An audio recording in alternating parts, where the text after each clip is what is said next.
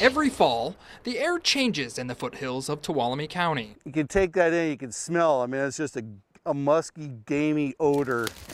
It happens just after a good rain or before heavy snow. And they're just everywhere now. And Chris Gilchrist knows exactly where that smell is coming from. Good little stash right there.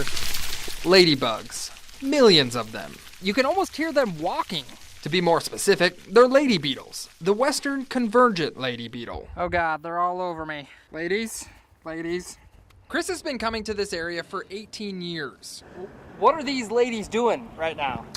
Well, there's male and females here, and they're just hibernating. Ladybugs are a familiar species of insect all across the world. At the end of every fall, convergent lady beetles in the west fly way up into the sky. They catch winds that carry them to the foothills, where they drop like rain. This is what a swarm of lady beetles look like.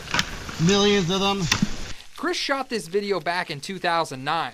It was a very profitable year for him. Yes, profitable. That's because Chris is a ladybug harvester, one of just a handful of harvesters who know where to find them. It's like just literally picking up dollar after dollar, sometimes $10 or $20 at a time. So you may be wondering, why is Chris harvesting these ladybugs? Well, it all has to do with organic farming. See, a lot of the farmers here at this market actually use ladybugs to eat aphids. Aphids are pesky, bad bugs that eat organic fruits and vegetables. Ladybugs can eat dozens of aphids a day, and that's why a growing number of organic farmers and backyard gardeners are buying them up. And if you know where to find the ladybugs, you can make a good living. You can pull down 1,000 to 2,000 cash in a day, no problem at all. That's just what Chris makes. Gardening stores will take his harvest, put them in smaller packages, then mark the price up. All right, so this is where the story gets complicated. You see, anytime you make a profit off of wildlife, and yes, ladybugs are considered wildlife, the government gets involved. And when that happens, there's often policy change. Is this legal? It used to be legal. In the past, Chris and other ladybug harvesters used to get gathering permits from the U.S. Forest Service. But in 2015, that changed. The permit process was transferred from the feds over to the State Department of Fish and Wildlife. Why, you ask? Well, both departments say it's kind of a jurisdictional mix-up. To put it simply, the U.S. Forest Service manages plants and minerals on federal land, but wildlife, including insects, are managed by each state's wildlife department.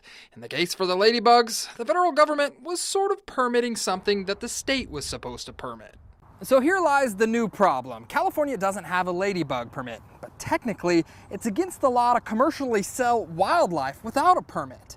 The big question now, what about buying ladybugs in the store?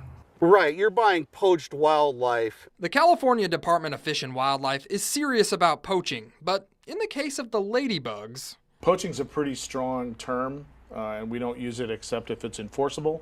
So right now there is no regulation on ladybug harvesting and selling, so they're going to continue to do it probably. Are we going to work on a solution? Yeah, absolutely. That solution is new law. But new law can take upwards of 3 years to complete.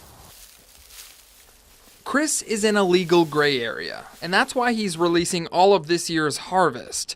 Current law says that he can't commercially gather on public or private land. This has been a huge part of my life.